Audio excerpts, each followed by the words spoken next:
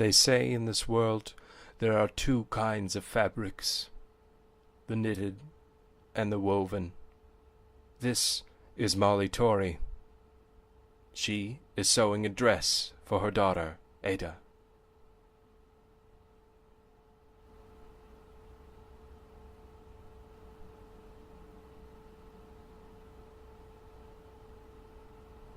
Molly begins by describing to me the process known as upcycling.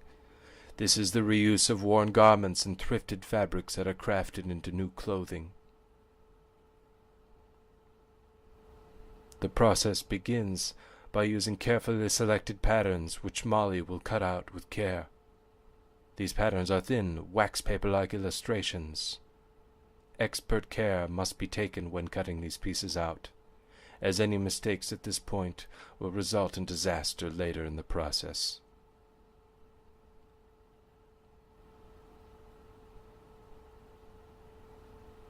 Before the pieces of fabric can be sewn, it is vital that they are ironed properly to ensure the cuts are clean and even. Any unwanted edges or trim are removed. The irons Molly is using she described to me as bachelor irons, as they turn off after 5 minutes.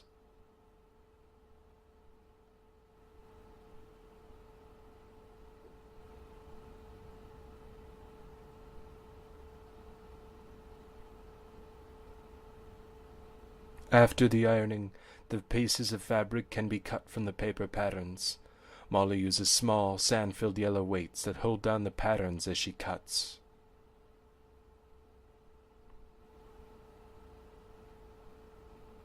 Molly later stressed that a sharp blade is the most vital tool in the seamstress's arsenal. After all, a sharp blade is only as good as the hand that guides it.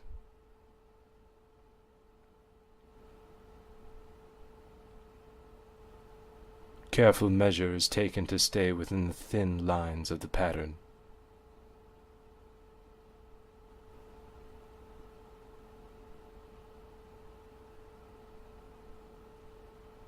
Finishing the neck brings the cutting to a close, and Molly checks the instructions to make sure everything goes to plan. Once the pieces of fabric are ready, Molly prepares the machine for sewing.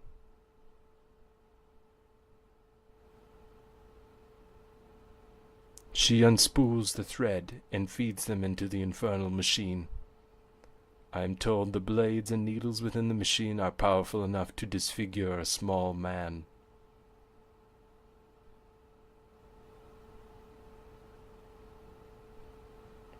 After the machine is threaded, the sewing can begin in earnest.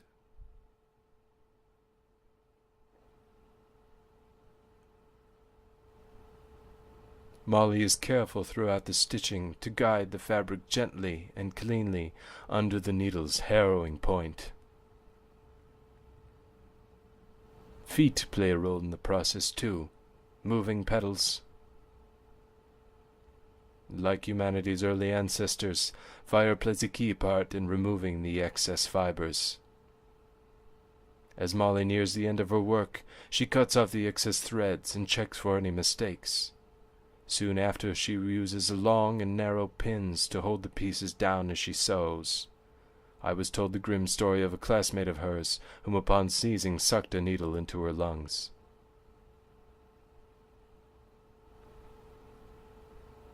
While placing one of the pins, Molly pricked herself. I am told cursing has a healing effect upon such wounds.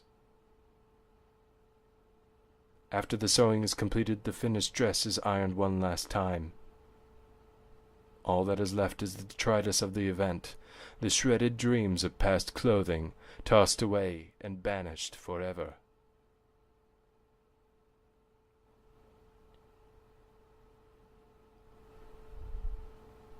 With the completed dress, chaos has turned to order. Molly's hard work and skill has resulted in her daughter's protection from the harsh rays of the sun during the summer months. The child is pleased.